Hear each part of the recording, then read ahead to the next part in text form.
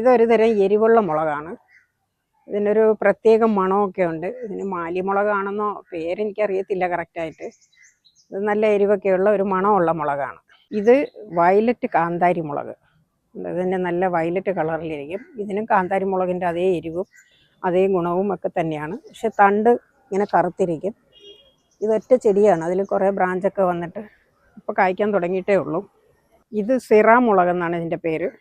ഇത് നമുക്ക് ഗ്രൂപ്പിൽ നിന്ന് കിട്ടും. തൈകളായിട്ടും വിത്തായിട്ടും ഒക്കെ ഗ്രൂപ്പിൽ നിന്ന് കിട്ടും. ഇതിനെങ്ങനെയാണെന്ന് വെച്ചാൽ ഇതിന് പ്രതിരോധശേഷി കുറച്ച് കൂടുതലാണ്. ഇതൊരു കൃഷി വകുപ്പ് വികസിപ്പിച്ചെടുത്ത മുളകെന്നാണ് പറയുന്നത്.